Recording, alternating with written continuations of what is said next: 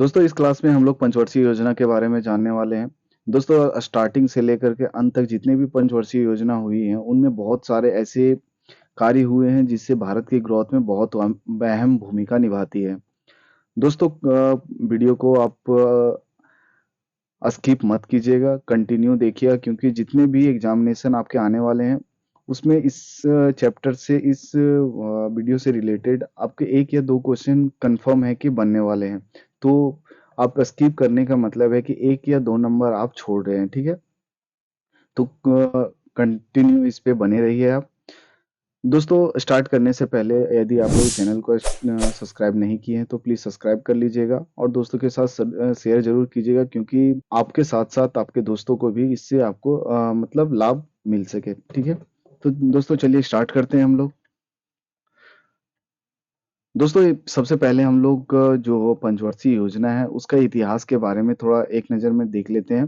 दोस्तों पंचवर्षीय योजना है जो केंद्रीकृत और एकीकृत राष्ट्रीय आर्थिक कार्यक्रम है। ये जेसेफ स्टालिन ने 1928 में सोवियत संघ यानी यूएसएसआर में पहली पंचवर्षीय योजना लागू किया था। दोस्तों अधिकांश कम्युनिस्ट राज्य यानी देश हैं और कई पूंजीवादी देश हैं बाद में इस योजना को अपनाए थे। दोस्तों वहीं चीन और भारत दोनों ही पंचवर्षीय योजना का उपयोग अभी भी कर रहे हैं, भले ही नाम बदल दिए हो लेकिन अभी भी उपयोग कर रहे हैं, ठीक है। हालांकि चीन ने 2006 से 2010 के बीच में उनके जो 91वें पंचवर्षीय योजना थे उनका नाम बदल दिया था। दोस्तों वहीं यह केंद्र सरकार के विकास के लिए अत्यधिक व्यवहारिक दृष्टिकोण को इंगित करने के लिए एक योजना है, जिसको इस योजना को और भी क्या नाम है जिहुआ बोलते हैं के बजाय दिशा निर्देश को देने वाले को क्या बोलते हैं गुहुआ था इसका नाम, ठीक है। भारत ने प्रथम प्रधानमंत्री जवाहरलाल नेहरू के समाजवादी प्रभाव के तहत स्वतंत्रता के तुरंत बाद यानी कि स्वतंत्र हुआ भारत उसके तुरंत बाद इस परियोजना को शुरुआत किया था यानी 1951 से स्टार्ट किया था। दोस्तों स्टार्ट करते हैं। दोस्तों जो सबसे पहली पंचवर्षीय योजना थी वो उसका कार्यकाल रहा 1951 से 1956 के बीच में रहा।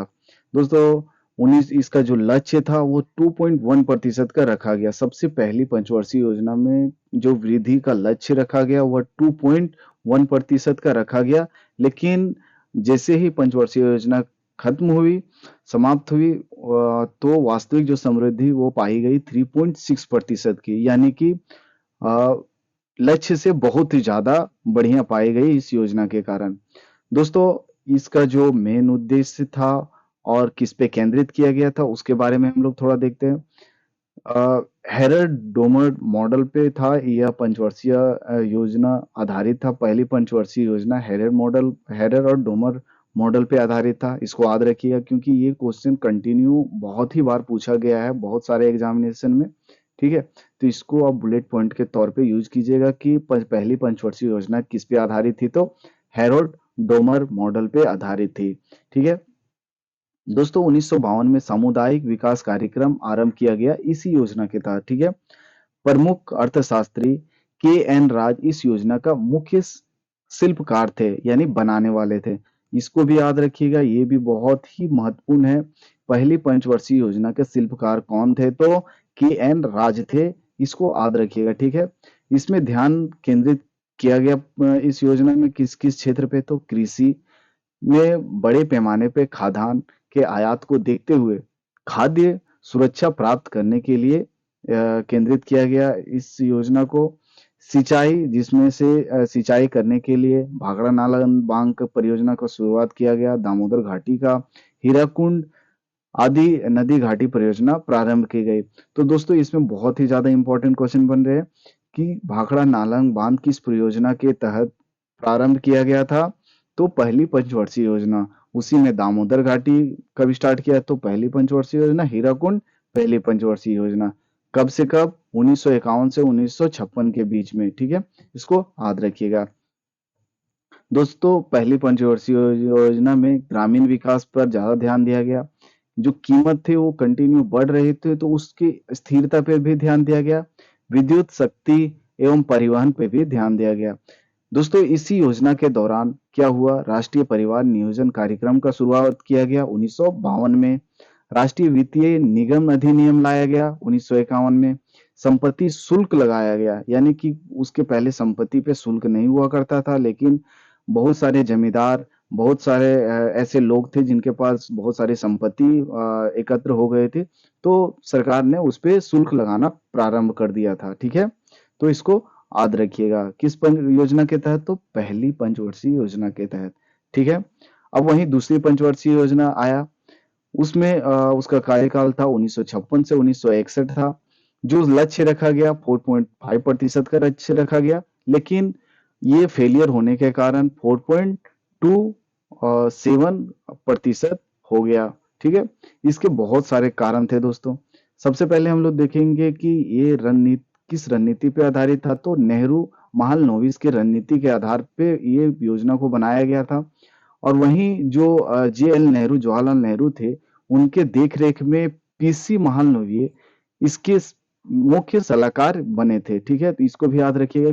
कौन थे इसके दूसरे पंचवर्षीय योजना के शिल्पकार? तो पीसी महालनोबिस। ठीक है, वहीं किस किस चीज पे ज्यादा ध्यान दिया गया? तो तीव्र औद्योगिकरण, आत्मनिर्भरता और भारी पूंजी वस्तुओं का उपयोग और निवेश पर ध्यान केंद्रित किया गया। ठीक है दोस्तों, इसी को देख करके विदेशों से ऋण बहुत अधिक मात्रा में लिया गया, जिससे क्या हुआ कि आ, भारत में बिजली, परिवहन जैसे बुनियादी जो अवसंरचनाएं थी, जो वो उपलब्ध कराने में मदद मिल सका विदेशी ऋणों से। ठीक है, वही नेक्स्ट है। इस इसने बहुत जल्द बुनियादी जोर को कृषि से, जो कृषि पे ज्यादा ध्यान दिया गया दूसरी पंचवर्षीय योजना, तो वहां पे अगर यदि ज्यादा बजट होने के कारण फिर तुरंत उद्योग पे स्थानांतरित कर दिया गया इस योजना को। ठीक है, इसको याद रखिएगा। इस योजना के दौरान जो कीमत थी वो 30% तक वृद्धि हो गई। ठीक है, ताकि पहली पंचवर्षीय योजना के दौरान इसमें 13% की गिरावट हुई थी।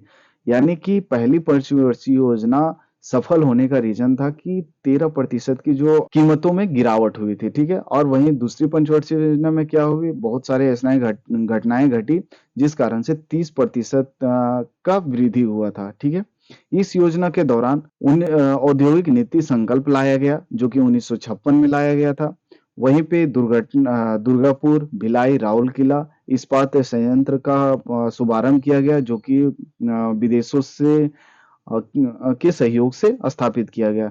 दोस्तों, ये क्वेश्चन बहुत ही ज्यादा इंपॉर्टेंट है, पूछता भी है कि दुर्गापुर जो स्टील प्लांट है और जो फैक्ट्री बनाई गई है, वो किस देश की सहायता से बनाई गई है? तो ये ब्रिटेन की सहायता से, और भिलाई रूस की सहायता से, और राउरकेला जर्मनी की सहायता से। ये आप याद रखिएगा। ठीक है दोस्तों, वही उसके बाद आता है तीसरी पंचवर्षीय योजना, जिसका कार्यकाल होता है 1961 और 1966 के बीच। इसमें बहुत बड़ा फेलियर होता है।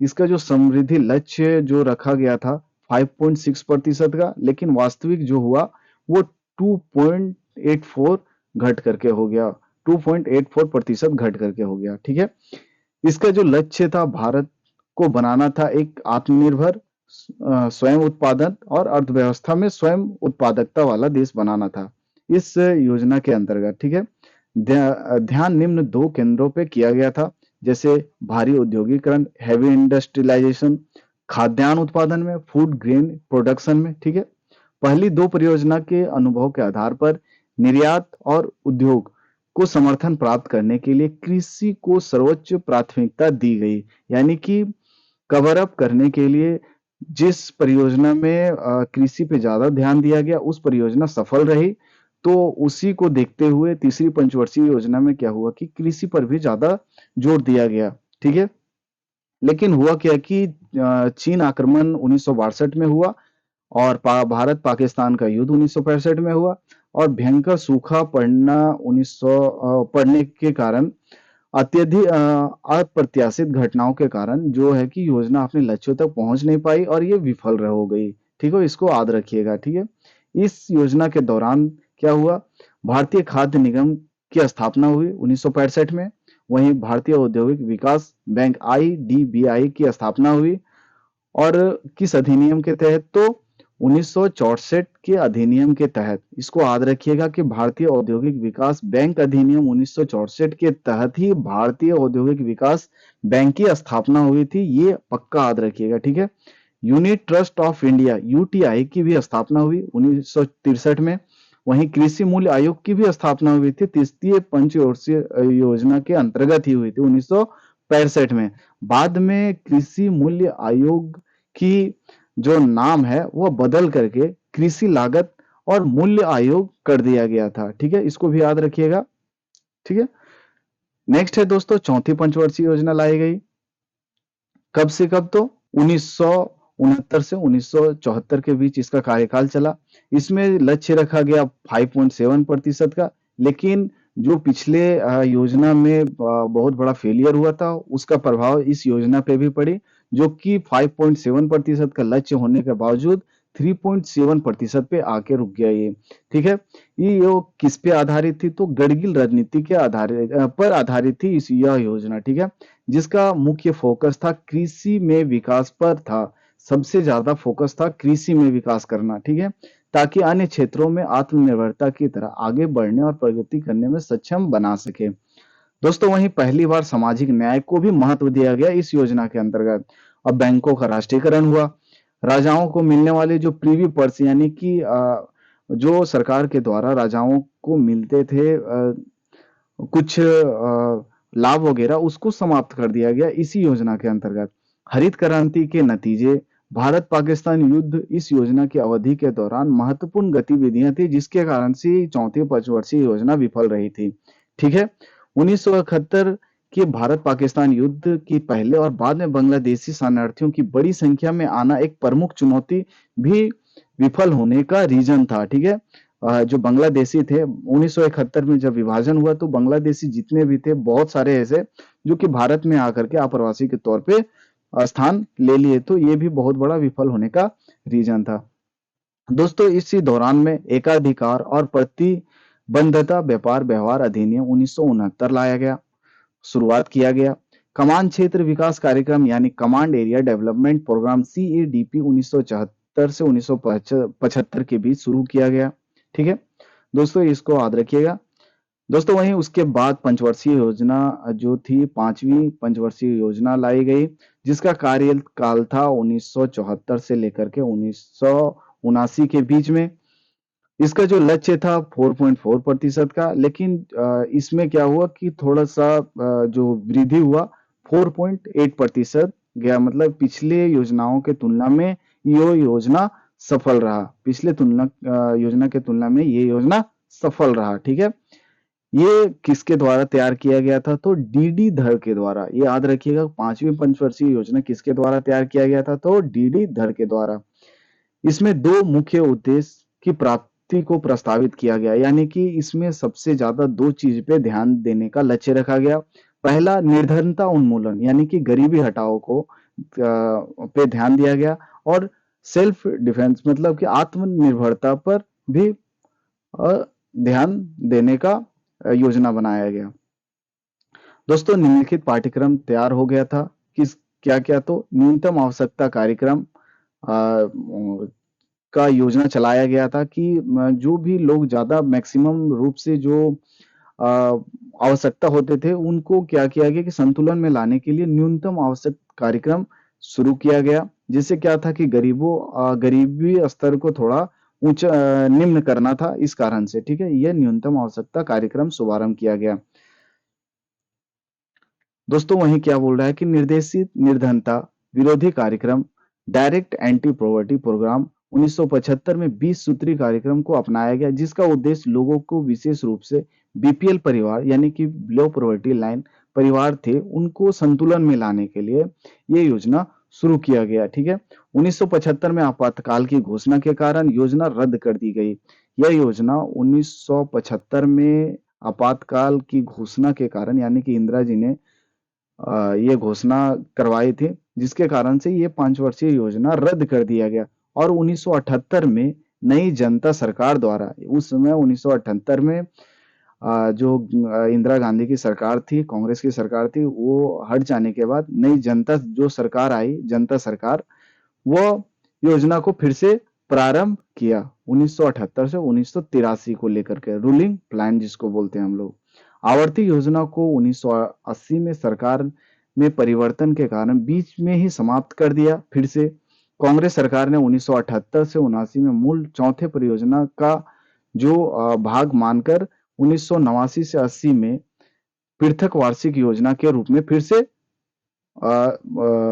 शुरू किया, यानी कि उस चौथी योजना को ही मान करके फिर से चला था। ठीक है दोस्तों, इस योजना के दौरान जो था मरुस्थलीय विकास कार्यक्रम शुरू किया गया 1977 से 78 में। ठीक है, इसको याद रखिएगा। नेक्स्ट जो योजना आती है 1980 से 85 के बीच हुई, जो कि छठी पंचवर्षीय योजना का नाम दिया गया। इसका जो लक्ष्य था वो 5.2% का, लेकिन इसमें सफल होने के कारण 5.66% हुआ। ठीक है, निम्न सबसे ज्यादा फोकस था राष्ट्रीय आय में वृद्धि का, तकनीकी और आधुनिकीकरण का, निर्धनता और बेरोजगारी में निरंतर कमी को सुनिश्चित करना इस योजना का मेन लक्ष्य था, याद रखिएगा दोस्तों। वहीं कांग्रेस की सरकार जो कि इंदिरा जी फिर से बनी थी, उस समय क्या हुआ, गरीबी हटाओ का नारा लगा के साथ अपनाया गया इस योजना को, ताकि अधिक लक्षित दृष्टिकोण के साथ गरीबी का उन्मूलन किया जा सके दोस्तों। वहीं औद्योगिकरण और अवसंरचना विकास के तरफ झुकाव को भी देखा गया था। ठीक है, रोजगार सृजित करने वाले कुछ फोकस कार्यक्रम भी लाए गए। उस समय एक प्रारंभ कार्यक्रम किया गया, जो कि राष्ट्रीय ग्रामीण रोजगार कार्यक्रम का शुभारंभ किया गया। किस योजना के तहत, तो याद रखिएगा छठी पंचवर्षीय योजना के तहत राष्ट्रीय ग्रामीण रोजगार कार्यक्रम चालू किया गया था।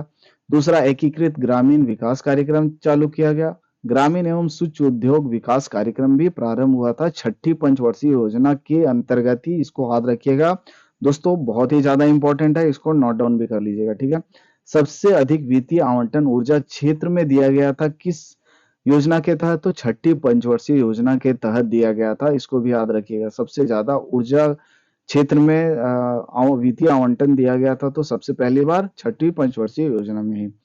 दोस्तों, इस योजना के दौरान नाबार्ड की भी स्थापना हुई 1982 में। ठीक है, भारतीय निर्यात आयात बैंक की भी स्थापना हुई 1982 में। भारतीय निर्यात आयात बैंक अधिनियम 1981 के तहत स्थापना किया गया था भारतीय निर्यात आयात बैंक की, इसको भी याद रखिएगा। ठीक है, नेक्स्ट जो योजना आई सातवीं पंचवर्षीय योजना 1985 से 90 के बीच में। इसका जो दोस्तों लक्ष्य रखा गया 5% का, लेकिन वास्तविक समृद्धि सफल होने के कारण 6.1% हो गई। दोस्तों, फोकस किया गया अधिक मात्रा में खाद्यान्न उत्पादन में, रोजगार के अवसर में वृद्धि करना, योजना के रूपरेखा या फ्रेमवर्क के भीतर उत्पादकता को। ठीक है, वहीं पे दीर्घकालीन राजकोषीय नीति शुरू की गई इस योजना, यानी कि सातवीं पंचवर्षीय योजना में पहली बार एक 3 वर्षीय आयात निर्यात नीति की भी घोषणा सातवीं पंचवर्षीय योजना में ही की गई है। ठीक है, इस अवसंरचना योजना का नाम दिया गया दोस्तों, सातवीं पंचवर्षीय योजना के उस समय एक अलग नाम दिया गया, अवसंरचना योजना नाम दिया गया, इसको याद रखिएगा, ये इंपॉर्टेंट है। ठीक है, इस योजना के दौरान जवाहर रोजगार योजना, यानी कि 1989 में शुरू किया गया कौन सा योजना, जवाहर रोजगार योजना। ऑपरेशन ब्लैक बोर्ड की भी शुरुआत 1987 में सातवीं पंचवर्षीय योजना के दौरान ही किया गया था, ये याद रखिएगा। ठीक है, उसके बाद आता है आठवीं पंचवर्षीय योजना, जो कि 1992 से 97 तक चला। इसका जो लक्ष्य रखा गया 5.6% का, लेकिन ये सफल होने के कारण 6.8% इसका समृद्धि हुई। दोस्तों, इसमें क्या है, लिबराइजेशन, प्राइवेटाइजेशन और ग्लोबलाइजेशन, उदारीकरण, निजीकरण और वैश्वीकरण की नीति लागू की गई इसमें, जिसमें संरचनात्मक सुधारों को अपनाया गया। देश के आर्थिक विकास मॉडल को फिर से परिभाषित किया गया इस योजना के अंतर्गत। दोस्तों, वहीं उदारीकरण के राव मनमोहन सिंह मॉडल पर आधारित योजना था। ठीक है, योजना मॉडल का अध्यादेशात्मक और निर्देशात्मक सांकेतिक योजना की तरफ बदलाव था। इस योजना का मुख्य परिणाम था क्या क्या, तीव्र समग्र आर्थिक विकास और कृषि विनिर्माण और संबंधित क्षेत्रों में विकास को उच्च दर देना, इसका अब मेन मकसद था। ठीक है दोस्तों, वहीं आयात और निर्यात में वृद्धि करना था।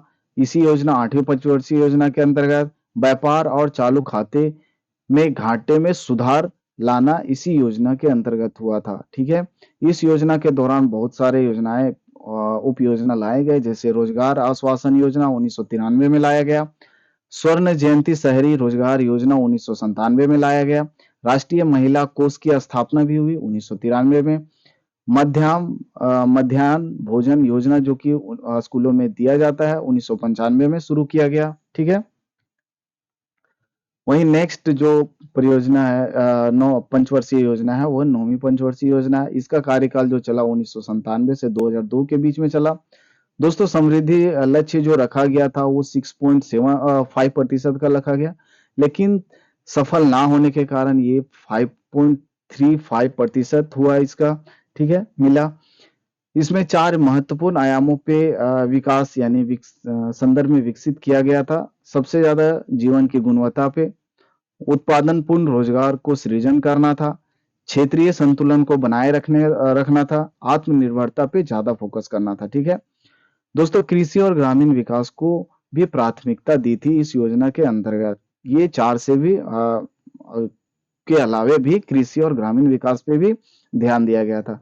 इस योजना के दौरान स्वर्ण जयंती ग्राम रोजगार योजना भी चालू किया गया, जो कि 1999 में।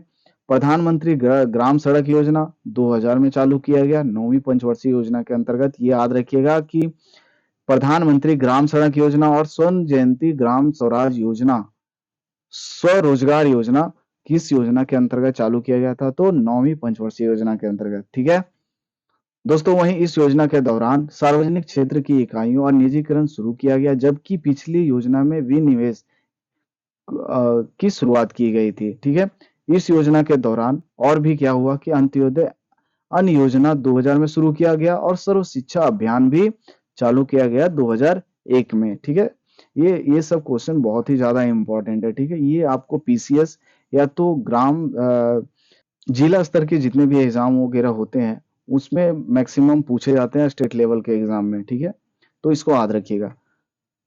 दोस्तों, नेक्स्ट जो आता है वह है 10वीं पंचवर्षीय योजना, जो कि 2002 से 7 के बीच चला। इसका जो लक्ष्य रखा गया 8% का, लेकिन फेलियर होने के कारण 7.6% आया इसका। उद्देश्य क्या था? मुख्य उद्देश्य तो दोस्तों बहुत सारे ऐसे योजनाएं थे, उसमें कमी करना था। ठीक है, जैसे क्या था? निर्धनता अनुपात की योजना की अवधि को अंत तक, यानी कि 2007 तक अवधि के अंत तक 5% अंक तक लाना था। ठीक है, कम करना था। साक्षरता और मजदूरी का जो लिंक अंतराल है को कम से कम 50% लाना है, इसका लक्ष्य था। 2001 से 2011 के बीच जनसंख्या वृद्धि की जो दशकीय दर है वो 16.2% तक लाने का लक्ष्य था इसका, यानी कम करने का। जो शिशु मृत्यु दर था 2007 में प्रति व्यक्ति हजार जन्म पर 45 था, यानी 2007 में 1000 पे 45 शिशु की मौत होती थी। उसमें 2012 तक क्या होता कि 1000 पे 28 तक लाने का लक्ष्य रखा गया, यानी स्वास्थ्य पे बहुत ज्यादा ध्यान देने का लक्ष्य रखा गया दोस्तों। और वृद्धि किस चीज पे की गई? तो प्रति वर्ष 8% जीडीपी विकास दर को लाना था। 2000 मतलब 2002 से 2007 के बीच, यानी 10वीं पंचवर्षीय योजना का जो वृद्धि करने का लक्ष्य था वो क्या था कि 8% जीडीपी दर को बढ़ाना था। साक्षरता दर को 2007 में जो 72% था वो 2012 तक 80% लाने का लक्ष्य रखा गया। वन एवं वृक्ष आच्छादन 2007 तक 25% था, जो कि 2022-12 तक 33% लाना था। ठीक है, घरेलू बचत, विदेशी निवेश और विदेशी मुद्रा को भी बढ़ाना इसका लक्ष्य था। सार्वभौम रूप से प्राथमिक शिक्षा को उपलब्ध कराना था, मतलब सार्वजनिक तौर पे प्राथमिक शिक्षा को उपलब्ध कराना था। अतिरिक्त श्रम बल को लाभदायक और उच्च गुणवत्ता वाले रोजगार उपलब्ध कराना भी लक्ष्य था। 2007 तक वहीं दोस्तों सभी जो प्रमुख प्रदूषित नदियां हैं और 2012 तक अन्य अनुसूचित विस्तारों की स्वच्छ करना इसका लक्ष्य था। कहने का मतलब यह है कि 2007 तक जितने भी प्रदूषित नदी है उसको स्वच्छ करने का लक्ष्य, और 2012 तक अन्य अधिसूचित विस्तार को स्वच्छ करने का, यानी कि गांव तालाबों में जो तालाब, नालियाँ वगैरह वगैरह जो बहुत सारे जो जल का सोर्स है उसे साफ करने का लक्ष्य रखा गया 10वीं पंचवर्षीय योजना के अंतर्गत। ठीक है दोस्तों, वहीं परिणाम क्या हुआ? 2002 से 2003 में भीषण सूखा पड़ा। नरेगा और राष्ट्रीय ग्रामीण स्वच्छ मिशन की शुरुआत भी किया गया इसी दौरान भी। ठीक है, राष्ट्रीय कार्य के लिए भोजन कार्यक्रम यानी national food for work programme 2004 में शुरू किया गया। इसको भी याद रखिएगा, national food for work programme 2004 कब शुरुआत हुआ? तो 10वीं पंचवर्षीय योजना के दौरान शुरुआत हुआ था 2004 में। ठीक है, नेक्स्ट है दोस्तों 11वीं पंचवर्षीय योजना 2007 से 2012 तक चला। समृद्धि जो लक्ष्य था 9% का, लेकिन ये फेलियर होने के कारण 8% पे आके रुका। जो वैश्विक वित्तीय संकट 2008 के उभरने के दौरान योजना शुरू की गई थी। योजना का जो विशेषता क्या क्या था? तो बहुत ऐसा चीज पे वृद्धि करना था, जैसे जीडीपी को 8% से 10% करना था। वहीं कृषि क्षेत्र के विकास को 4% तक करना था। अकुशल श्रमिकों की वास्तविक मजदूरी दर को 20% तक लेके जाना था। 7 वर्ष तथा अधिक 7 वर्ष से या उससे अधिक आयु के व्यक्तियों के लिए साक्षरता दर 85% तक लाना था। ठीक है, 0 से 6 वर्ष के जो वर्ग के लिंग अनुपात को 2011-12 तक 1935 और 2016 से 17 तक 1950 तक करना था। वन आच्छादन को 5% अंक तक लेके जाना था और 2016 से 17 तक ऊर्जा क्षमता 20% अंक तक लेके जाने का लक्ष्य रखा गया, यानी वृद्धि करने का लक्ष्य रखा गया। दोस्तों, वहीं कमी करने का बहुत सारा लक्ष्य रखा गया। क्या क्या था? तो प्राथमिक स्कूलों में बच्चों की पढ़ाई छोड़ने का जो अनुपात था 2003 से 2004 में 52% था, उस दर को क्या करना था? घटाना था। 2011-12 तक 20% कर देना था। यानी कि बच्चे 52% क्या करते थे कि किसी वजह से छोड़ देते थे, गरीबी निर्धनता के कारण। तो उसको 20% लाने का लक्ष्य रखा गया। दोस्तों, वहीं कुल प्रजनन दर 2.1% तक कम करने का लक्ष्य रखा गया। जो शिशु मृत्यु दर था 1000 में 45 था, 50 था, उसको 28 लाने का लक्ष्य रखा गया। 0 से 3 वर्ष आयु के बच्चों के बीच कुपोषण के वर्तमान स्तर को आधे लाने का लक्ष्य रखा गया। वहीं लड़कियां और महिलाओं में रक्त अल्पता यानी एनीमिया को भी 50% कम करने का लक्ष्य था 11वीं पंचवर्षीय योजना के अंतर्गत। दोस्तों, इस बात को सुनिश्चित करना इसमें था कि सरकारी योजना को डायरेक्ट इनडायरेक्ट लाभार्थियों में 33% जो है महिलाएं और बच्चियां हो, ये सुनिश्चित करने पे ध्यान दिया गया। ठीक है दोस्तों, वहीं 2009 में के अंत तक 1000 या उससे अधिक जनसंख्या वाली बस्तियों तक हर मौसम में उपलब्ध रहने वाले सड़क संपर्क को सुनिश्चित करना भी 11वीं पंचवर्षीय योजना के अंतर्गत ही किया गया था। ठीक है, वहीं 2007 तक सभी गांवों में टेलीफोन के माध्यम से जोड़ना तथा 2012 तक गांवों में ब्रॉडबैंड कनेक्टिविटी उपलब्ध कराने का भी लक्ष्य था। दोस्तों, वहीं 2011 से 12 तक सभी प्रमुख शहरों में वर्ल्ड हेल्थ ऑर्गेनाइजेशन के द्वारा जो मानक है वायु की गुणवत्ता को वो उपलब्ध कराना था। वहीं 11वीं पंचवर्षीय योजना का विषय था यानी थीम था तेज और अधिक समावेशी विकास की ओर इसका लक्ष्य था। ये याद रखिएगा, ये बहुत ही ज्यादा इंपॉर्टेंट है कि 11वीं पंचवर्षीय योजना का थीम यानी विषय क्या था? तो तेज और अधिक समावेशी विकास की ओर।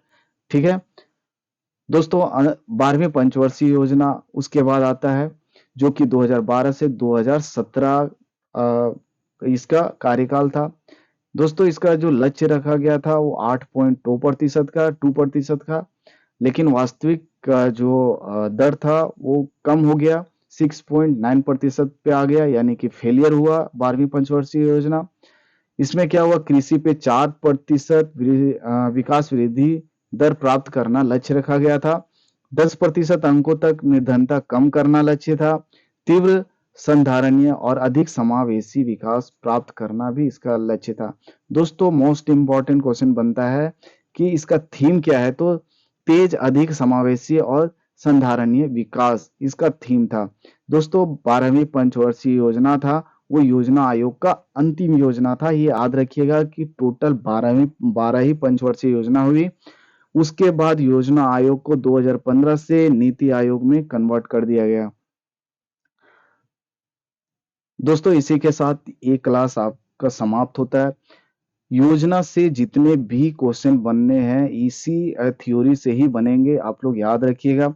इस योजना का एमसीक्यू भी जो कि प्रीवियस ईयर्स क्वेश्चन का बनने वाला है, वो मैं नेक्स्ट वीडियो में इसी पे आधारित मैं बनाऊंगा। उसको भी आप मिस मत कीजिएगा, उस वीडियो को भी पक्का देखिएगा, ठीक है।